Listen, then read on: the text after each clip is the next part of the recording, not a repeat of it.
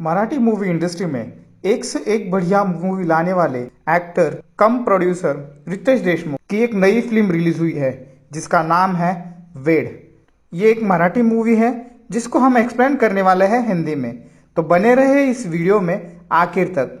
और यदि ये वीडियो आपको पसंद आता है तो इस वीडियो को लाइक और चैनल को सब्सक्राइब करना ना भूलें ताकि ऐसे ही लेटेस्ट वीडियोस के बारे में आप जानकारी पा सकें। फिल्म के शुरुआत में हमें सत्या नाम का एक युवा लड़का दिखाई देता है जिसका जिंदगी में एक ही सपना है कि वो एक क्रिकेटर बने और आगे चल के टीम इंडिया के लिए खेले। इसी के लिए वो एक मौके की तलाश में है। वो रेलवे की तरफ से खेलना चाहता है पर उसे इस सब में चांस नहीं मिल रहा। तभी हम देखते हैं एक डॉन को जो कि एक पॉलिटिशियन भी है और वहाँ का दादा भी है जिसका नाम है भास्कर। उसकी खुद की एक टीम है। आखिरकार सत्या को एक चांस मिलता है और वो एक मैच खेलता है जिसमें वो भास्कर के टीम को हरा देता है। जिसके बाद सत्या और भास्कर के बीच में अनबन शुरू होती है और भास्कर को अब सत्या आंखों में चुभने लगता है। आगे हम एक शादी के सीन को देखते हैं जहाँ पे सत्या एक लाइटमैन का काम कर रहा होता है। वहीं पे उसकी मुलाकात होती है निशा नाम की लड़की से। यहाँ पर सत्या उसे पहली बार देख लेता है और वो उसके प्यार में अंधा हो जाता है। और इसी मैरिज के दौरान उन दोनों में काफ़ी हद तक कन्फ्यूजन भी होती है और आखिरकार इस कन्फ्यूजन का प्यार में कन्वर्जन हो जाता है और एक दूसरे को पसंद करना शुरू करते हैं। इसी के बाद जब निशा और सत्या दोनों एक साथ मार्केट में घूम रहे होते हैं तभी भास्कर की नज़र निशा पर पड़ती है और भास्कर को अब निशा पसंद आती है। हालांकि वो सत्या से पहले से ही नाराज था क्योंकि उसने उसके टीम को हराया था। इसी का बदला लेने के लिए वो निशा के फादर के पास पहुंच जाता है और उनको सत्या और निशा में चल रहे प्यार के बारे में बताता है। साथ ही वो निशा के फादर को भड़काता भी है। वो कहता है सत्या एक बुरा लड़का है जिससे वो अपनी लड़की को काफी हद तक दूर रखे। इसी चीज के बाद निशा के पिता निशा को एक कमरे में बंद कर देते हैं। साथ ही वो भास्कर को एक अपना आदमी मान लेते हैं जो उसके बारे में सोच रहा होता है। तो निशा के पिता भास्कर को सत्या को डराने के लिए कहते हैं और उसको थोड़ा फार पीटने के लिए भी कहते हैं। पर भास्कर के मन में कुछ और ही चल रहा था। वो इसी चीज का फायदा लेते हुए अपने दोस्तों से उसे खत्म करने के लिए कहते हैं। ये बात निशा सुन लेती है और वो सत्या के पास पहुंच जाती है ताकि वो सत्या को बचा पाए। वो सत्या को वहां से भास्कर के आदमियों से बचा लेती है और उसे ताज होटल में रूम नंबर 606 में लेके उसे वहां पे रुकने के लिए कहती है और वो उसे कहती है कि जब तक वो वहां पे नहीं आती तब तक वो इसी रूम में रहेगा। और वो अपने पिता को समझाने के लिए वहां से अपने पिता के पास निकल जाती है।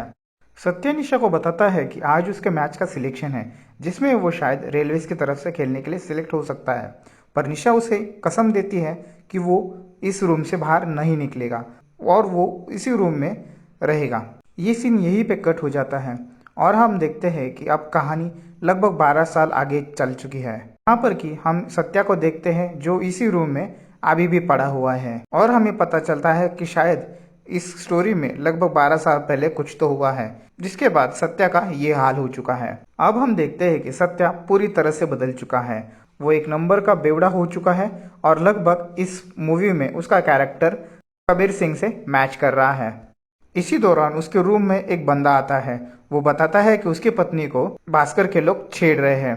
तभी हमें पता चलता है कि सत्या की अब शादी भी हो चुकी है और उसकी वाइफ कोई और नहीं बल्कि जेनिफर डिसूजा है जिसका नाम श्रावणी है और वो गवर्नमेंट एम्प्लॉय है रेलवेज में। और जब सत्या को ये चीज पता चलती है तो वो भास्कर के लोगों की काफी पिटाई कर देता है। इस झगड़े के बाद ये मामला पुलिस स्टेशन में पहुंच जाता है जिसके बाद पुलिस एक्टिव हो जाती है और वो सत्या को पुलिस स्टेशन में ले आती है।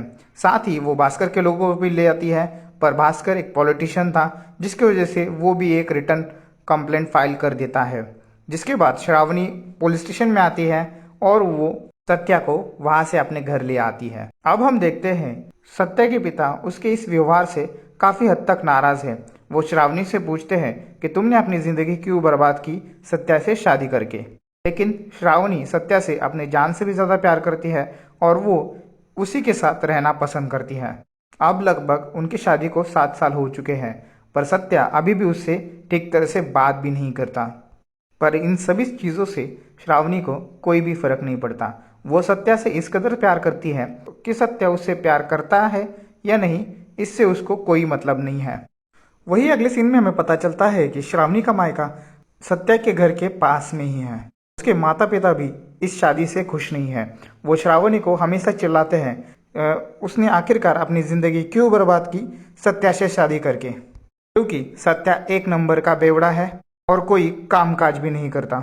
बल्कि श्रावणी रोज उसे लगभग 2000 रुपये देती थी उसके खर्चे के लिए, जिससे वो दारू पीता था। अब ये स्टोरी लगभग फ्लैशबैक में मूव होती है और ये बताया जाता है कि आखिरकार श्रावणी सत्या से इतना प्यार क्यों करती है। तो हमें पता चलता है कि श्रावणी सत्या के बगल में ही रहती थी और वो उसे बचपन से प्यार करती थी और ये सभी चीज़ें सत्या को पता नहीं थी। एक दिन अचानक श्रावणी सत्या को निशा के साथ देख लेती है और उसे पता चलता है कि सत्या निशा से प्यार करता है, जिसके बाद उसका दिल टूट जाता है। और इसके बावजूद भी श्रावणी सत्या से बेइंतहा प्यार करती थी और लगभग अब 7 साल बीत चुके हैं, पर अभी भी श्रावणी को अपना सच्चा प्यार नहीं मिला है।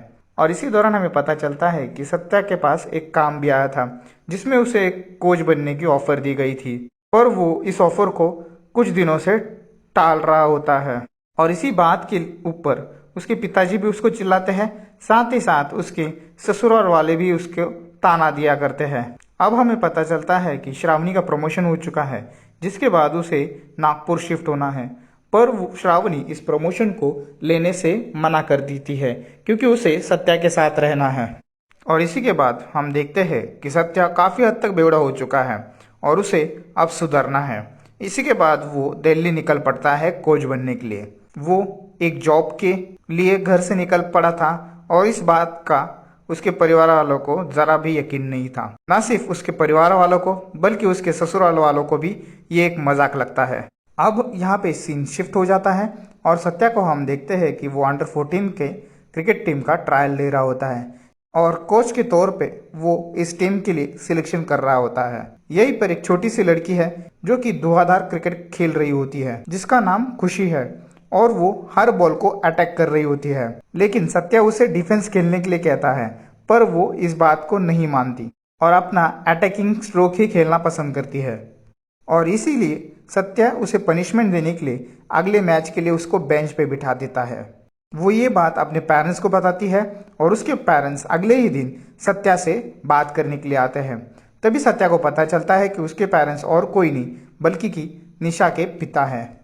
यहाँ पर निशा के पिता उसको सभी घटित चीज़ें बताते हैं, जिसमें वो कहते हैं कि किसी तरह से उन्होंने निशा को मुंबई से दिल्ली तो लाया था, पर उसे ये बताया था कि भास्कर ने सत्या को मार दिया है, जिसके बाद उसने निशा की शादी किसी और लड़के से कर दी, पर वो अभी भी सत्या को भूल नहीं पाई थी और इसी कारणवश उसने अपने पिता से बात करना भी छोड़ दिया था। उसने एक लड़की को जन्म दिया जिसका नाम खुशी है और इसी के बाद निशा और उसके पति की एक एक्सीडेंट दुर्घटना में मौत हो चुकी है। निशा का ये सपना है कि खुशी इंडियन क्रिकेट टीम के लिए खेले और इसी सपने को पूरा करने के लिए सत्या खुशी को लेके अपने घर पहुंच जाता है, जहां पे वो उसे खुद ट्रेन करने वाला था। और जब ये बात सत्या के पिता को पता चलती है कि खुशी निशा की बेटी है, वो उसे खूब चिल्लाते हैं, पर तभी सत्या उसे बताता है कि निशा इस दुनिया में नहीं रही और ये बात श्रावणी भी सुन लेती है, जिसके बाद वो खुशी को अपनी बेटी की तरह संभालना शुरू करती है। और इसी के बाद सत्या के जीवन में एक नया उजाला आता है। वो पूरी तरह से अपनी दारू बंद करता है और फोकस करता है किसी तरह से वो खुशी को सबसे अच्छा ट्रेन कर पाए। सत्या खुशी को दिल्ली टीम के लिए ट्रेन कर रहा होता है, पर खुशी आखिर में उसे कहती है कि उसे दिल्ली की तरफ से नहीं खेलना, उसे रेलवेज की तरफ से खेलना है। इसी के बाद सत्या खुशी को गोद लेने की सोचता है, क्योंकि रेलवेज टीम की तरफ से खेलने के लिए उसके माता पिता का रेलवेज में कर्मचारी होना ज़रूरी है और श्रावणी इंडियन रेलवेज में काम कर रही होती है। पर यहाँ पर खुशी एक अपनी डिमांड रखती है, जिसके बाद वो उसे गोद ले पाए। वो कहती है कि तुम अपनी ज़िंदगी में कभी अच्छे पति पत्नी नहीं हो सके और तुम मेरे माँ बाप क्या होगे। और वो उनसे कहते हैं कि यदि आप अगले 30 दिनों के लिए अच्छे पति पत्नी बन के रह सकेंगे तो तभी मैं आपको अपने माता पिता का दर्जा दे पाऊंगी और उसी के बाद एडॉप्शन की प्रोसेस पूरी तरह से सक्सेसफुल हो पाएंगी। इसी के बाद श्रावणी और सत्या के बीच में काफ़ी नज़दीकियाँ बढ़ जाती है। हालांकि ये नज़दीकियाँ सिर्फ खुशी को दिखाने के लिए होती है, पर अंदर ही अंदर सत्या अब श्रावणी से प्यार करने लगता है। अब इस घर का माहौल पूरी तरह से बदल चुका था। सत्या काफ़ी अच्छा रह रहा था श्रावणी के साथ और ये चीज़ श्रावणी को भी काफ़ी हद तक पसंद आ रही थी। आखिरकार वो मैच होती है जिसमें खुशी की सिलेक्शन होने वाली थी और खुशी काफ़ी बेहतरीन खेलती है और इसी के बाद श्रावणी को ये लगने लगता है कि अब खुशी का सिलेक्शन होने के बाद सत्या उसके साथ पहले की तरह ही रहना शुरू करेगा और इसी बात से वो नाराज़ होती है। और अगले सीन में ही हम देखते हैं कि श्रावणी अपनी पूरी पैकिंग कर लेती है और वो अपने प्रमोशन के लिए नागपुर के लिए निकल पड़ती है। हालांकि इसका मेन रीज़न था सत्या का बदलना और आखिरकार इस मूवी के लास्ट सीन में हम देखते हैं कि सत्या अपने प्यार का इजहार श्रावणी से कर देता है, जिसके बाद श्रावणी रुक जाती है और इस मूवी की एक हैप्पी एंडिंग होती है। यदि ये वीडियो आपको पसंद आया है तो इस वीडियो को लाइक और चैनल को सब्सक्राइब करना ना भूलें। धन्यवाद।